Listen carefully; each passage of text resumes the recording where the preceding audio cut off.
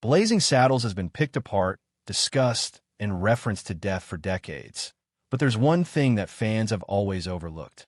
It's not a cutscene, a hidden cameo, or an in-between feud. It's on screen, plain as day, and nobody ever noticed it. Gene Wilder finally acknowledged it, and once you watch it, it alters the way you think about the whole movie. What if the biggest outrageous comedy of its time only existed because of the quietest delivery in the theater? There's a moment, usually forgotten, that kept the movie together, and it wasn't scripted. The Waco Kid, the character that was never destined for him, is legendary. When Mel Brooks started shooting Blazing Saddles, the Waco Kid part was already taken by Gig Young, a veteran Hollywood actor and Oscar winner. On paper, Young appeared to be the perfect choice, a class act who could bring gravity to the aging gunslinger role. Behind the scenes, however, all was not well, almost from day one. On the very first day of shooting, Young started showing outward signs of distress. He was sweating, shaking, and slurring his lines. Some on set had initially thought he was method acting, but the reality was far more sinister. Young was experiencing acute alcohol withdrawal, and by mid-morning he had passed out. Production had to shut down. The studio had a problem, and Brooks needed a substitute in a hurry. Rather than auditioning or negotiating with an agent, Brooks placed a personal call to someone he trusted implicitly, Gene Wilder. The two had collaborated in the past on The Producers, and Brooks knew Wilder would perform under pressure. Amazingly, how little Wilder had to be told before agreeing. As Brooks recounts, Wilder didn't inquire about the script, the salary, or even the character description. He just nodded and flew out the following day. This was not a planned career move. It was a favor among coworkers and perhaps a rescue effort for a film in danger. Gene Wilder showed up on set within 24 hours, still jet-lagged, but willing to step in and play a part he'd never read.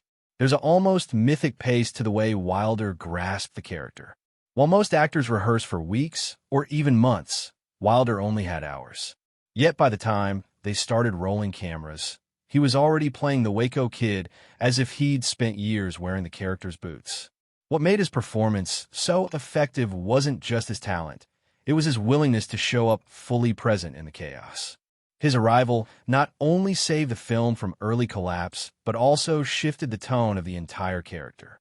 Would the Waco Kid have been as dryly philosophical or quietly tragic if Young had stayed?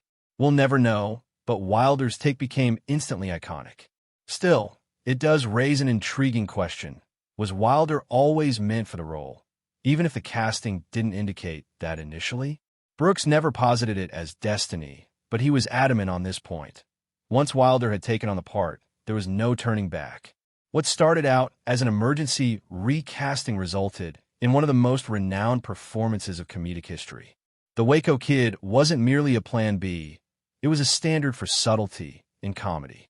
And it began with a phone call in the midst of a production meltdown. When Wilder filled in to save the role, what he then did with it surprised everyone on set, and everything was remade. The brilliance of Gene's subdued performance was that his choice of playing the Waco Kid straight was no afterthought. It was a pre-planned decision he made even before he arrived on set. Mel Brooks says Wilder consented to be a part of the production on one clear condition. He was not going to play the character for laughs. In a movie that's full of slapstick, absurdity, and fourth-wall-busting anarchy, Wilder demanded to perform a low-key, nearly funereal turn. This was not a comedic actor desperate to steal the show. This was an actor who knew the value of contrast. Wilder did not pound his lines or stretch out his faces. Rather, he moved into stillness, providing the Waco Kid with a sort of quiet heft that freed up the madness around him to fully bloom. This technique wasn't simply a matter of personal taste. It was a deliberate choice that grounded the whole movie. Mel Brooks went on to attribute Wilder's restraint with lending Blazing Saddles its backbone. As much as Wildy Lamar and Mongo nudged absurdity to the limit, the Waco Kid stood out as an Old West ghost, burned out, introspective, and oddly dignified. The then infamous jailhouse scene where the kid describes his trembling hands and lost nerve wasn't played solely for irony. Wilder acquitted it with a weariness that was almost tragic. It made the line funny, sure, but also human. Without Wilder's inwardly directed style, the satiric film threatened to tip into farce. Curiously, Wilder's insistence on playing it straight might have also been an expression of his own discomfort with excess. People who worked with him typically characterized him as considerate, meticulous, and seriously committed to emotional honesty. On that front, the Waco Kid became an expression of Wilder's own personal credo, a witness who didn't have to yell to be heard. Even when reciting over-the-top dialogue, his timing was impeccable, his tone modulated. No wonder audiences tend to quote his lines not because they're the loudest, but because they're the most surprising. In a film based on punchlines, Wilder's acting was the silence that made the punchlines hit harder. So, was Gene Wilder's style a gamble? Perhaps, yes. In the hands of a lesser performer, interpreting the role with such restraint might have gone into the background. But Wilder knew something essential about comedy. Absurdity is made funnier by contrast. By not playing the clown, he made everyone else's craziness all the more humorous. His immobility was the eye of the hurricane. That decision, calm, confident, and measured, became the performance that still characterizes the film half a century later. The unprecedented dream team before Blazing Saddles was released, the name of Richard Pryor was most associated with the production, not only as a writer, but also as the originally cast Sheriff Bart, the role for which Brooks believed Pryor's unbridled comic talent and cultural resonance made him the ideal candidate. His contributions as a co-writer were essential to the creation of the film's voice, particularly its blunt commentary on America's race and power. But whereas Pryor's work behind the camera stood, his opportunities to play the role on screen were summarily eliminated. Warner Brothers executives, concerned about his off-camera controversy and substance abuse troubles, flatly vetoed his casting. Their choice redefined the chemistry of the film and changed a possible comedy turning point in history. Gene Wilder later referred to this missed opportunity, frequently looking back on what the film might have been with Pryor alongside him. The two had a tested chemistry in later movies such as Silver Streak and Stir Crazy, where their comedic timing and contrast provided some of the most iconic duos in cinema. Had Pryor played Bart in Blazing Saddles, it would have been the beginning of that collaboration years earlier. Wilder never indicated resentment, but he did acknowledge how their rapport could have altered the tone of the movie.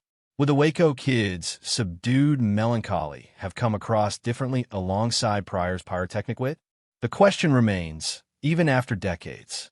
Even with the casting switch, Pryor's fingerprints remain everywhere on the film. His voice is in the rhythm of the humor and the tartness of the satire.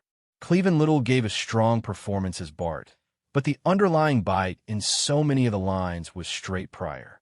Wilder himself attributed Pryor's contributions to the script as providing the film with its bite. In so many ways, Pryor informed the film's emotional truth and refusal to whitewash its racial remarks, even though he never appeared on screen. It's a rarity for an actor to have this level of influence on a film without actually appearing in it, but Pryor was able to do just that. Ultimately, Blazing Saddles is a classic of comedic cinema, but it's difficult not to wonder what might have been the alternate version, where Wilder and Pryor came together for the first time amidst the dusty roads and round-the-clock hilarity. That this combination did not occur earlier may feel like a lost opportunity, but that it perhaps also served to make their subsequent collaborations even more effective. Nevertheless, for both icons' fans, the possibility of them appearing together on screen